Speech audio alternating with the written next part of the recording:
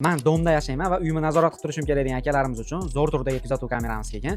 Hozir o'sha kamerani sizlarga obzorini qilib beramiz. Gapni dangalni yoqtiradigan akalarimiz ushbu kamera Dahua brendidan TK modeldagi kuzatuv kamera bo'ladi.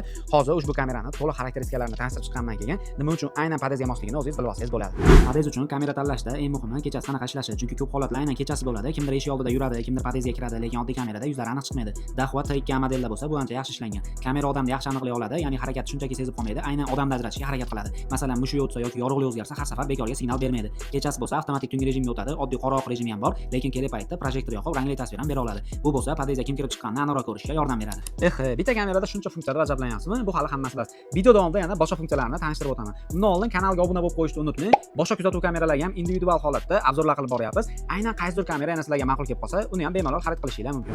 Yana kameraning ichida signal tizimi ham bor. Agar kerak bo'lsa, qizil ko'k chiroqlar yonadi va sirena ishlaydi. Bu funksiya ayniqsa padez yoki kirish eshiklariga juda ham foydali bo'ladi, chunki ko'p odamlar kamera borligini ko'rsa ham e'tibor bermaydi, lekin signal bilan chiroq darrov seziladi. Kamerada mikrofon va dinamika ham bor, telefondan turib bemalol gaplashishingiz mumkin. Wi-Fi orqali ishlaydi, DMSS dasturi orqali telefondan onlayn ko'rishingiz, playback qilishingiz va bildirishnoma olishingiz ham mumkin. Yana bitta yaxshi tomoni tashqarida ishlashga mos qilingan, chang, yomg'ir va issiq sovuqqa chidamli. Padez, koridor yoki kirish eshiklari uchun juda ham yaxshi variant. Bizni ancha yildan beri kuzatib keladigan obunachilarimiz yaxshi bilishadi. Har doim sifatli kameralarni tavsiya qilib beramiz.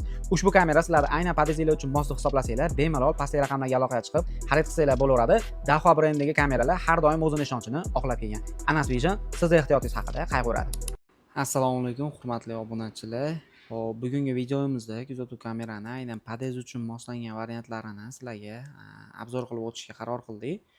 Ushbu kuzatuv kamerani obzorini ko'rib chiqdinglar. Ushbu kameramiz Dahua brendidan bo'ladi. Haqiqatan padezlarga qo'ysalaring, sizlar kutgan effektni bera oladi. Ya'ni padezga qo'ysalaring, to'liq nazorat qila olasizlar. Uylaringni 24 ga 7 punli уведомлениялар ishlab turadi.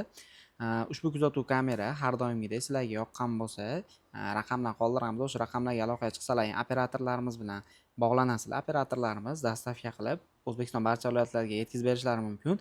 Kuzatuv kamerani shu varianti yoki ishxonaga yoki boshqa joylarga qo'ymoqchiman deydigan bo'lsalaring, Telegram kanalimizning ssilkasini ushbu videoda описанияsi bilan kommentariyasiga qoldirib qo'yamiz. Telegram kanalimizga o'tsalaring, batafsil hamma kuzatuv kameralari narxlari bilan yozib boramiz. Shuning uchun Telegram kanaliga обязательно obuna bo'lishlarini so'raymiz. Telegram kanalda hamma yangiliklarni qilib boramiz. Shuning uchun Telegram kanaliga o'tish eslaringizdan chiqmasin. Ushbu video yoqqan bo'lsa, bitta like bosib qo'yish eslaringizdan chiqmasin. Bitta obuna bo'lib qo'ysalaring, keyingi videolarni ham batafsil ko'rib tursalaring bo'laveradi. Barchalarni Anas Vision do'konimizda kutib qolamiz.